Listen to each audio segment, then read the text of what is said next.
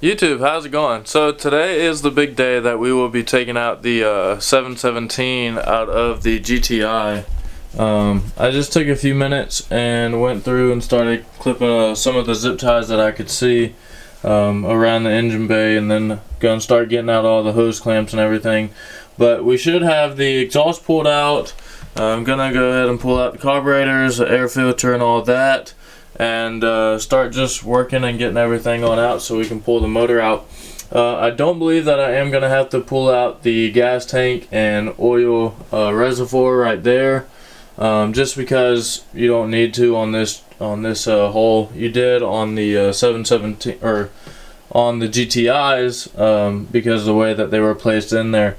But I'm just going to go ahead and throw the GoPro up above me and run a time lapse and go from there. It shouldn't be too long to get this motor out, considering I have worked on this one quite a few times. Unlike the XPs, I don't know too much about those, but we're gonna go ahead and get everything uninstalled and maybe start taking some measurements today and seeing where the 951 is gonna sit. So I went ahead and got the carburetor off now, and we're starting to work on the exhaust side. Putting everything together, so if I need to sell it or find a part or something like that, it's all nice and together.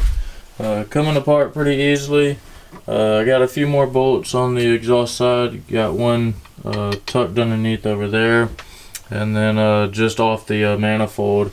And then the motor should be just about free to be able to get it out. Gotta undo the drive line as well. But other than that, it's coming off pretty good. We'll get back with you when I get the exhaust side off. So I've been working the last few hours just kind of knocking everything out. Got the whole exhaust off, the starter wires off. I'm going to just leave the starter on and pull it with it. You don't necessarily need to take it off.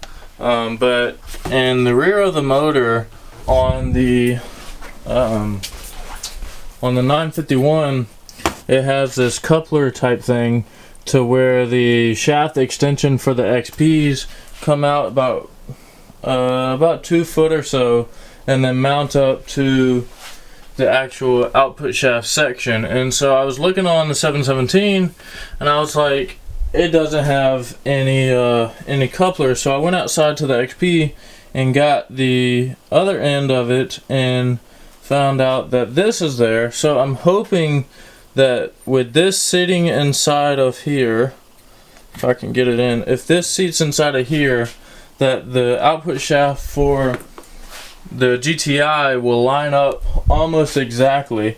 And I was measuring back and forth to the center of the mounting bolts, and it's roughly 4.5 inches for the XP or the 951 motor, and it's roughly 4.5 inches for the 717 as well. So I'm hoping once I get the 717 pulled out that the mounting holes will all line up for the back, and it'll roughly be right there in place with the shafts for the output shaft. If it isn't, we're gonna have a lot more fab work than just doing the front, but I'm hoping that it will work. So I'm not exactly sure why, but when I undid the last oil inlet or return for the oil injection system, it started leaking out, and it started leaking the entire reservoir. So I had oil throughout the entire engine bay. So I went ahead and just yanked the motor off. I was gonna get a clip of me pulling it out or whatever, but I had to yank it off to get underneath over here by the oil injection system to undo the hose so I could get it off. But the motor is free. As you can tell, I'm about to throw the camera on the tripod and sit it down on the bench, but it ended up pulling out of the prop shaft instead of the output shaft. So we're still gonna have to figure out how that whole deal is going to work with the 951, but I'm going to throw the camera up on the tripod real quick and get it out.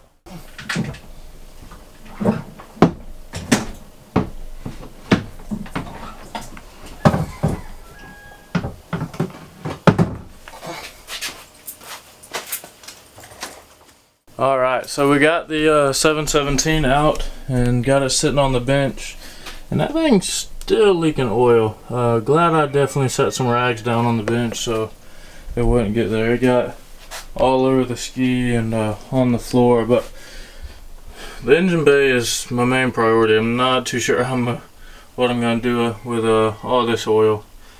It's quite a bit. So now that we've got this huge oil mess, I'm just going to sit the oil pan right here on top of this ski and just scoop it out.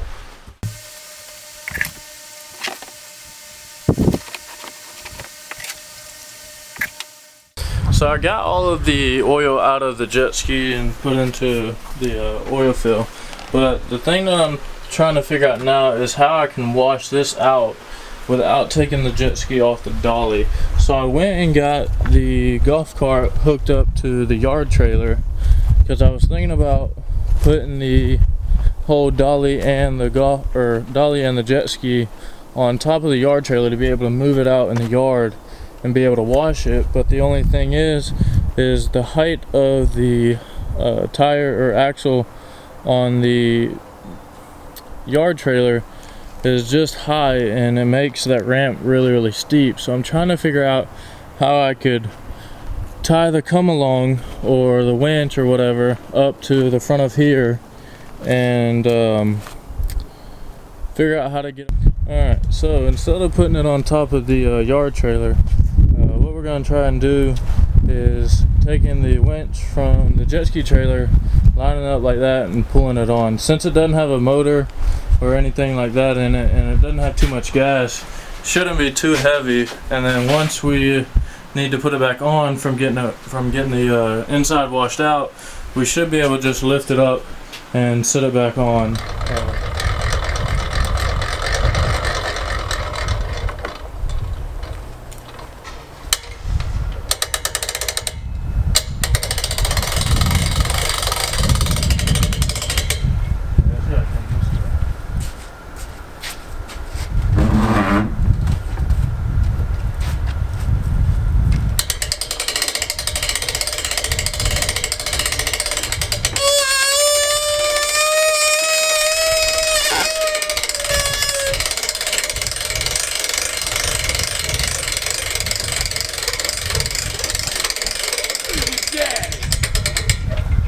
That worked out pretty good. So now we got it off the dolly. It worked out actually pretty good, a lot better than I thought it would. So now all we got to do, drag it around over here to the yard and get the pressure washer and clean it all out. So what's going on, guys? So in the last video we finished off with getting the 717 out of the engine bay, getting a lot of the oil soaked up or whatever, and now we're gonna end up cleaning it. Got it off the dolly and back onto the trailer. So I'm gonna just get some degreaser, clean out all the inside, make sure everything's nice and clean and doesn't have oil everywhere anymore. And then we're gonna start pulling out the wiring harness from the 717 and gonna try and sit the 951 in there to see how it looks. So I'm just going to use some diluted purple power and a long reach scrub brush so I can get all the way to the back by the jet pump and everything. Okay, so we got 90% of the oil out of the engine bay. So now what we're going to work on is getting out the ECU and the ignition coil stuff and everything from the 717. Go ahead and get it pulled out. Shouldn't take too long considering it's just pulling everything out, but it came out clean and whatnot. Still want to get some gunk out of there. I'm gonna get the shop vac and suck all the styrofoam out because there's little bits. So I've been working, got the ECU out of the ski, got most of the wiring out. The hoses I'm just gonna leave over to the side right now because I'm hoping that I don't have to take the fuel tank out and the oil reservoir out. Got all of the wires out for the ECU, and then hopefully I can still use the original fuel tank that's in here. So I just left the pigtails for the fuel pump and fuel level and the oil reservoir as well. So I think I'm going to go ahead and put the 951 in here and see how it fits and everything. And then I know I got to figure out a way to be able to measure how much height I need for the front end, so that I can start figuring out how I want to do that bridge deal. I know it's going to be somewhere right in here or so. Not exactly too sure, but I'm going to drop the 951 in real quick and just get a feel for what it looks like. Just hook it on.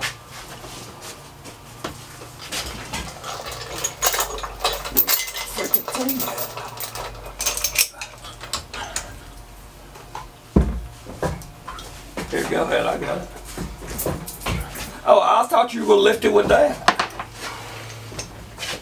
What's the use of having it hooked on?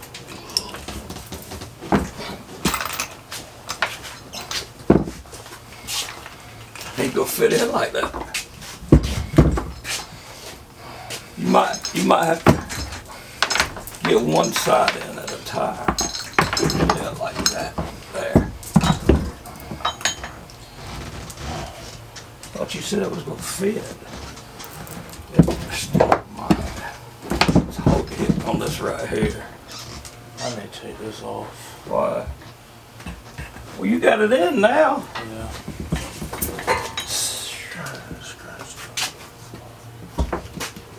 See if you turn it a little bit. Yeah, let that go. How's this side of that?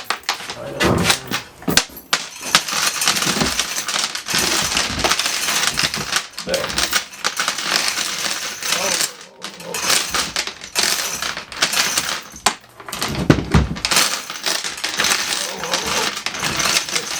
Ho. There's it on. The spark plug. It's gotta be. I'll pull that crap out. All right, go ahead now. Go. All right, ho. All right, now we're good.